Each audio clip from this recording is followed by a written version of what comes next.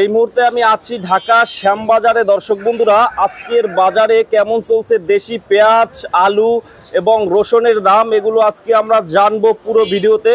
তো যে যেখান থেকে এই মুহূর্তে আমাদের ভিডিওটি দেখতেছেন, সকলে কমেন্ট বক্সে জানাবেন যে কেমন চলছে আজকের বাজার দর, হাটের বাজার দর।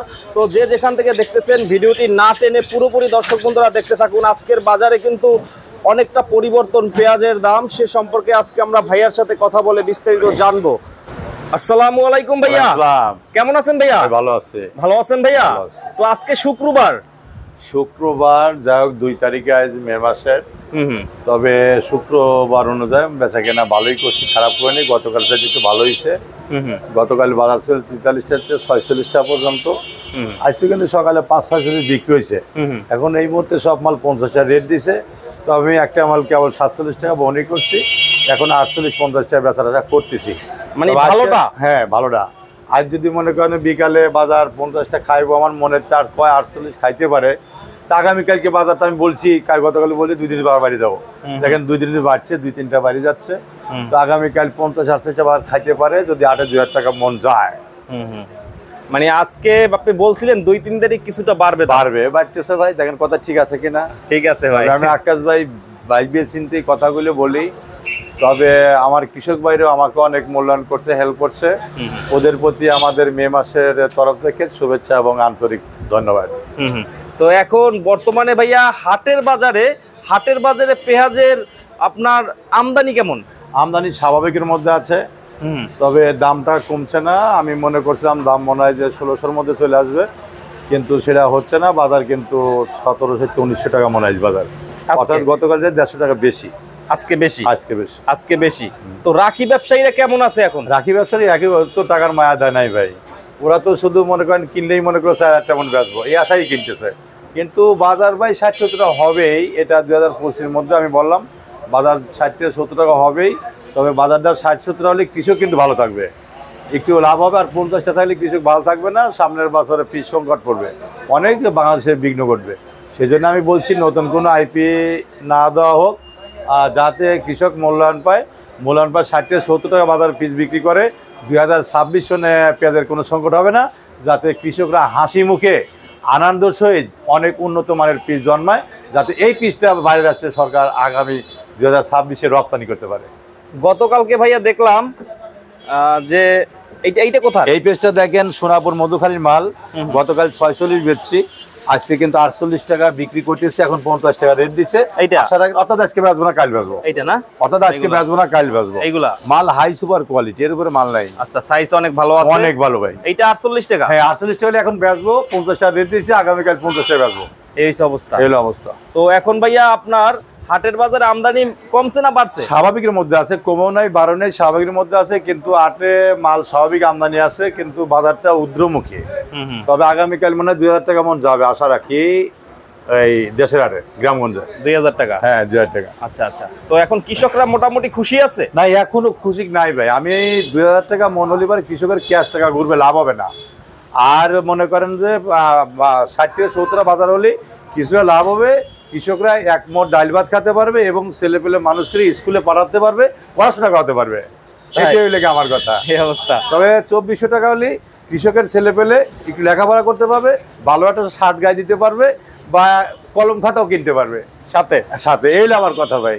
আর সেই জন্য পিসটা 60-70 টাকা বাজার হলে ভালো হয়। এই গতকালকে শুনলাম যে ভাই কৃষকরা আমাদেরকে কমেন্ট করছে যে কিছু পেঁয়াজ নাকি ইন্ডিয়া থেকে আসছে। হ্যাঁ, কিছু পিস ইন্ডিয়াতে আছে, মুখ দেখা দিয়েছে। 4 গাড়ি মাল সাম্বার ঢুকছে। এটা কোন লাইনেতে আছে আমার জানা নাই, আমি বলতেও পারবো না।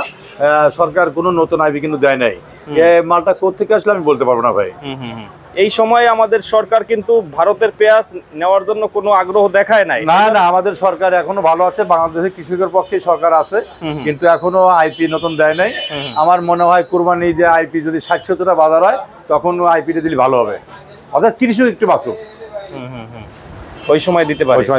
তো আজকে সর্বনিম্ন বিক্রি করছেন 45? সর্বনিম্নে বিক্রি করছে আমি অল্প করে। খারাপ মাল ছিল 43 টাকা, 45, 46, 47 পর্যন্ত উঠছে। এখন বাজার 50 টাকা রেট দিচ্ছে। তবে নামাজ পরে বিক্রি হবো, 48 টাকা বিক্রি হতে পারে। আগামীকাল 48-50 খাবো। কালকে? হ্যাঁ, আগামীকাল। এইটা মনে হয় সবচেয়ে ভালোটা। এরা হাই সুপার কোয়ালিটি, আমার ঘরের বেস্ট কোয়ালিটি মাল। এইটা মাল? এটা একদম উপরে নিচে এক হয় না একদম, বস্তায়? হ্যাঁ। আচ্ছা, এটা হচ্ছে আপনার 48 টাকা দাম। হ্যাঁ, দাম হলে বেচবো, আগে আগে বেচাই নিছে 50 টাকা হলে রেট দিচ্ছে, 48 টাকা বেচবো কয়টা এই মাল? রেটটা কারা দিচ্ছে? ব্যাপারীরা? হ্যাঁ, কৃষক বা ব্যাপারীরা যারা মাল পাঠায়। সেই জন্যই বলতেছি আগামীকাল বিক্রি করো। বেচার পরে আগ্রহ নাই, আমি যাবো নামাজে যাবো একটু পরে, বিকাল এসে দোকানে বসবো, কিছু মাল বেচলাম না, আগামীকাল বেচবো। সকাল থেকে আলহামদুলিল্লাহ বিক্রি কেমন হয়েছে? বিক্রি আমি তো আসলে বেচার আশা করি নাই, বাজার বেশি তো, তাও 100 মাল বেচছি। 150 বস্তা? 150 বস্তার মতো। 150 বস্তা বিক্রি করছেন, আলহামদুলিল্লাহ হ্যাঁ, ভালোই। তো আজকে এখন বর্তমানে গতকালকের চেয়ে বিক্রি ভালো হয়েছে ভাইয়া? অনেকটাই ভালো। গতকাল মাত্র কয়েক বস্তা মাল বিক্রি করেছিলাম, আরো 2টা মাল বেচছিলাম। আজকে সকাল সকাল শুক্রবার আমাদের ভালো বেচছি। আসলে প্রতি শুক্রবার আমার বেচা কেনা ভালো হয় ইনশাল্লাহ। তবে আমি আবারও সরকার কাছে আবেদন করি, কৃষকদের বাঁচাতে হলে সার, বিষ, এভরিথিং যে জিনিসপত্র লাগে এদের মূল্যটা একটু কমাতে হবে। আর আমি সরকার কাছে বারবার অনুরোধ করি, ভারতের যে মাস্টার জাতের নাসিক N53 এবং 258 জাতের নাসিকের বীজ আছে, এই বীজটা যেন সরকার সংগ্রহ করে প্রত্যেক কৃষকের 2 কেজি করে যাতে বিনামূল্যে বিতরণ করে, যাতে কৃষক একটা উপহার দিতে পারবে সরকারের 2026 সনে এই বীজের বীজ জন্মায় ফলন বেশি করে। বাংলাদেশের তো সাফল্য সবই পারে বাংলাদেশের কৃষকরা, এই বীজটা বাইরে রাষ্ট্রে রপ্তানি করতে পারে সরকার, কৃষকরা এইটা উপহার দেওয়ার প্রস্তুত। আমার কাছে মেলা অ্যাপ্লাই আছে, আপনি এটা করেন, আমরা কৃষকের উপহার দেবো, সরকারকে উপহার দেবো, বীজ জন্মায় দেবো বাংলাদেশে, ওই বীজটা সরকার বাইরে রাষ্ট্রে রপ্তানি করতে পারবে, বাইরে রাষ্ট্রের কোনো পেজ আর লাগবে না। তো ভারত অনেকদিন যাবত চেষ্টা করতেছে, অনেকদিন যাবত চেষ্টা করতে ভারত এবং পেজ দেওয়ার জন্য, আমরা কিন্তু নিচ্ছি না। কৃষকের জন্য সরকার হয়তো আইপিডি দিচ্ছে না আমার মনে হচ্ছে। তবে আইপিডি না দেওয়াই বলে, আমি বারবার একই কথা বলি, বাণিজ্য মন্ত্রী, কৃষি মন্ত্রী আবেদন করি আইপি জন্য না দেওয়ায়, ঈদের পর আইপিডি দিলে ভালো হবে। ঈদের আগে 60-70টা বাজার হলে কৃষক পিস বিক্রি করে দিক, তারপরে এলসি পিসের আইপি দিক, আসুক, আমাদের কোনো সমস্যা নেই। এটাই এই অবস্থা। রসুন কত করে আছে? রসুন আমি 100 টাকা করে বেচছি, কিন্তু 105 টাকা বেচতে বলে, কিন্তু আমি 100 টাকা করে বেচছি, আরও বেচবো। এখন যাই হোক, আলুর বাজারটাও 10 টাকার মধ্যে আছে, আর কেরালা আছে 60 টাকা 65 টাকা, চায়নাদা ভালো আছে 120-30 টাকা। আলু কৃষকদের তো আলুর কৃষকদের জন্য মনে করেন অনেক কানাকাটি করেছে। যাই হোক, আলু 4-5 আসে রপ্তানি করতেছে সরকার, আরও 4-5টা রপ্তানি করার আবেদন আমি জানাই সরকারের এবং বাণিজ্য মন্ত্রীদের, যাতে আলুটা 20 থেকে 25 টাকা হলে পারে অনেক কৃষক কিন্তু একটু বাঁচবে, নইলে কিন্তু মার্ডার।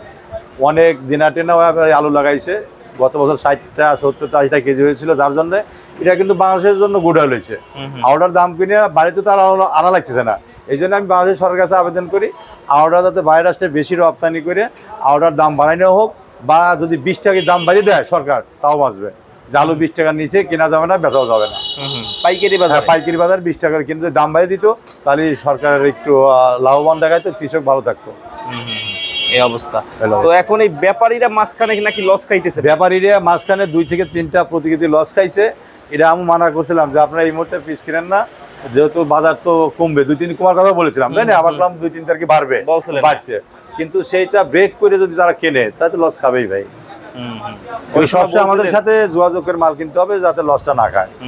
তো এখন ওই মেহেরপুরের পেঁয়াজটা কি আছে? মেহেরপুরের মাছ মার্কেটে আছে, ওটা 38 থেকে 45 পর্যন্ত বিক্রি হচ্ছে মোটাটা।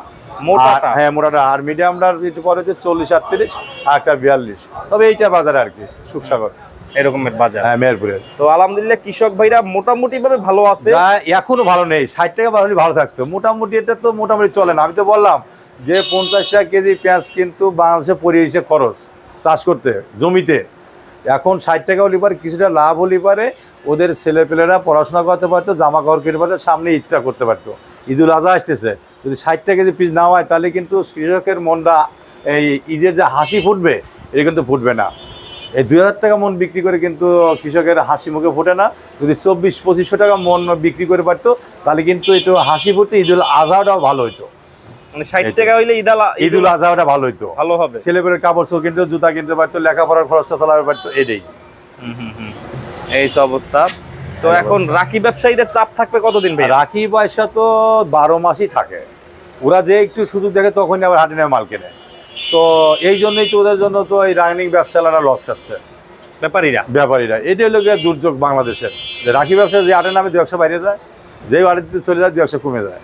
এই লোকে দুর্যোগ হয়েছে রাখি ব্যবসা। গত বছরে কিন্তু রাখি ব্যবসায়ীরা 4,000-5,000 টাকা মন বিক্রি করে। গত ব্যবসায়ীরা রাখি ব্যবসায়ীরা 35 থেকে 5,000 মন হয়েছিল, তাও বিক্রি করছিলাম। লাস্টে কিন্তু 1300-1200 টাকা মন মাল বেচছে এক রাখির ব্যবসা। আমি কয়েক বস্তা মাল বিক্রি করলাম 29 টাকা কেজি, লাস্টে অনলি 29 টাকা কেজি, 5,000 মনের মাল 1160 টাকা মন। তখন ওরা সহ্য হয়েছে, কিন্তু 4,000 টাকা বেশি সহ্য হয়েছিল না। মানে এইটাই তো, এই যে রাখি এলার এই লোকে কালুর বাজারি কয়, এইটাই হলো খারাপ। বেচবে না কেন? রাখি মাল কিন্তু 500 টাকা মনে লাভ হলে অনেক কিছু, এরা বেচবে না কেন? এই যে আগে 1600-1400 মাল কিন্তু 2200 দেওয়া হয়েছিল, 500-400 টাকা মনে লাভ হয়েছিল, এখন বেশি লাভ হতো না। এটা এইভাবে বিক্রি করতে হয়, কিন্তু বেশি আসা তো মাল সাথে, বোঝেন নাই? এই অবস্থা। তো সর্বশেষ কৃষক ভাইদের জন্য কি? সর্বশেষ কৃষক ভাইদের জন্য আমি একটা আবেদন করি সরকারের কাছে, নতুন কোনো আইপি যাতে না দেওয়া হয় ঈদের আগে।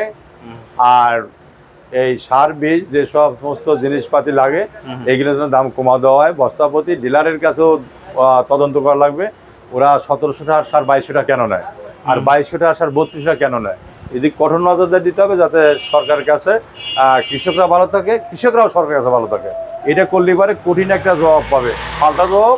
সেটা 2026 সনে কৃষকরাই জবাব দিয়ে দেবে পেঁয়াজ কত প্রকার কি কি বাংলাদেশে জন্মে, ইনশাল্লাহ।